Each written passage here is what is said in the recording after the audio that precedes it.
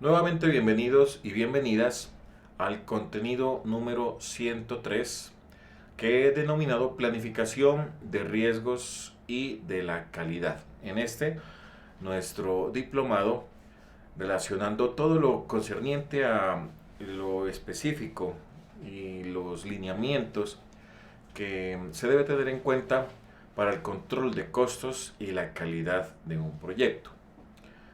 Mark Zuckerberg mencionaba lo siguiente: la gente puede ser muy inteligente o tener habilidades que son aplicables, pero si no creen en ello, entonces no van a trabajar realmente duro. Este es uno de tantos mensajes que he tenido la oportunidad de compartir con ustedes que nos permiten también dentro de todo el ciclo, la vida de un proyecto, tener ciertas prioridades, sobre todo en el seguimiento y el continuo manejo, monitoreo, el control que le hemos denominado como tal. Y dentro de la planificación de los riesgos, y sobre todo estos relacionado con la calidad, es importante tener en cuenta que todo depende de un proceso que tiene diferentes etapas, como lo hemos mencionado, y que lleva una hilación, es decir, una correlación progresiva de cada uno de esos pasos, peldaños o ruta a seguir. Y ese proceso es necesario porque nos permite identificar entonces unas acciones, unas tareas, y con ello, ya relacionado con el tema de los riesgos, pues nos habilita ese escenario para mejorar las oportunidades y obviamente reducir las amenazas.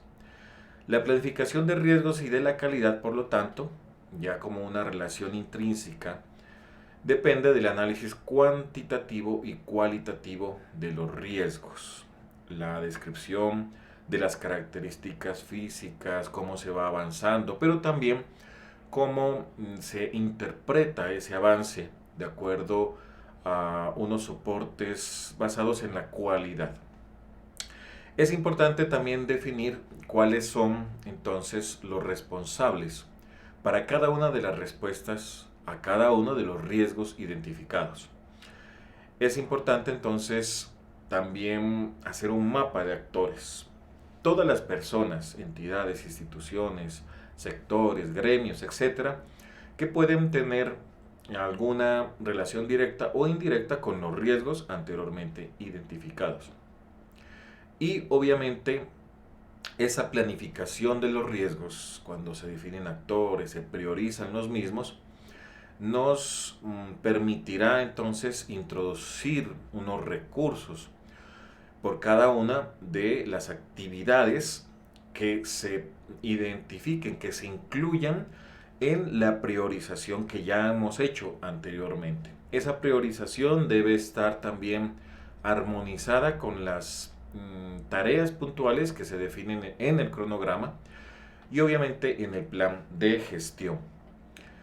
La respuesta a los riesgos cuando empezamos un proceso de planificación, teniendo en cuenta que esto nos va a permitir el logro último, que es el del mejoramiento de la calidad, ese nivel de satisfacción o el estado en que nosotros estamos entregando el producto de nuestro proyecto como tal, sea cual sea pues la finalidad del mismo, debe ser congruentes con ese nivel jerárquico que hemos establecido con los riesgos tarea anteriormente ya diseñada y establecida. Debe también entonces, de acuerdo a esa relevancia que nosotros le damos, tener un costo de más peso a la identificación de los riesgos que pueden ser probablemente los más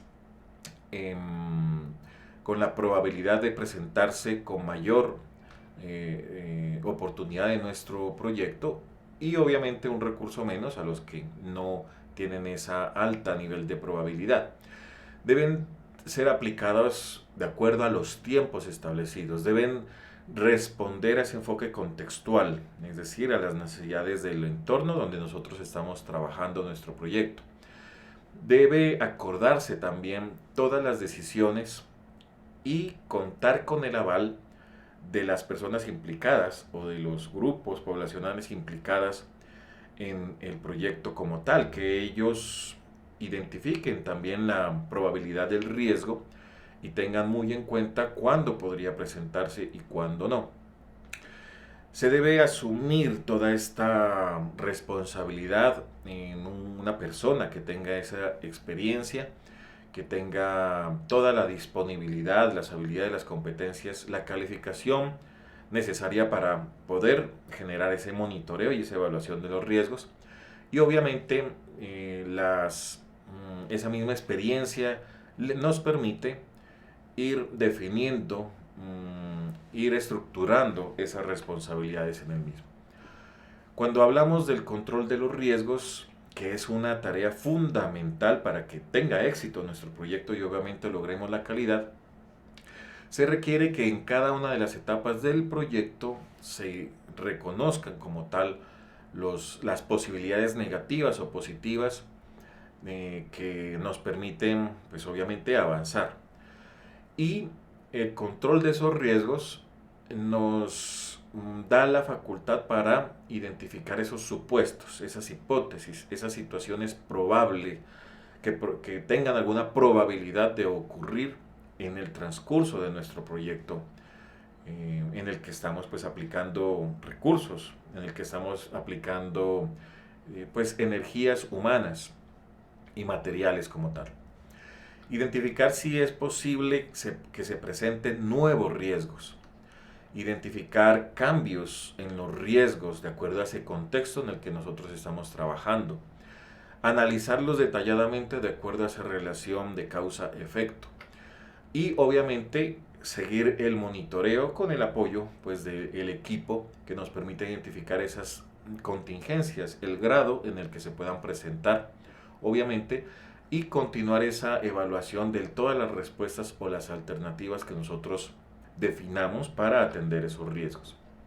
Hay unas técnicas necesarias que les he traído a colación. El análisis de la variación y de tendencias, el hecho de reevaluar las reservas económicas y temporales del proyecto, nos permiten entonces planificar constantemente esos riesgos como tal. ¿Por qué? Porque las dos implican una decisión que debe ser asumida por el equipo de trabajo, por el director o directora, coordinador del proyecto, para adoptar acciones correctivas, que pueden estar dentro de los planes de mejora también para el logro de la calidad o en el plan de gestión del proyecto. Es importante saber comunicar cuáles son cada una de las medidas o alternativas que se vayan definiendo. La información debe ser periódica, se debe conocer el estado actual de los riesgos. Por eso la comunicación entre el grupo y el coordinador o coordinadora del proyecto es necesaria. ¿Por qué? Porque todo esto nos ayuda a crecer, a dinamizar nuevos niveles de comprensión sobre el avance del proyecto, que son en sí lecciones aprendidas. Y obviamente nos permitirá solicitar tal vez o gestionar mejor nuevos insumos para futuros proyectos. Puede ser que nuestro proyecto llegue a su fin, se cierre, pero nos habilita la posibilidad de trabajar en un mismo proyecto o diseñar un proyecto similar en otro escenario institucional o comunitario. Muchas gracias por su atención.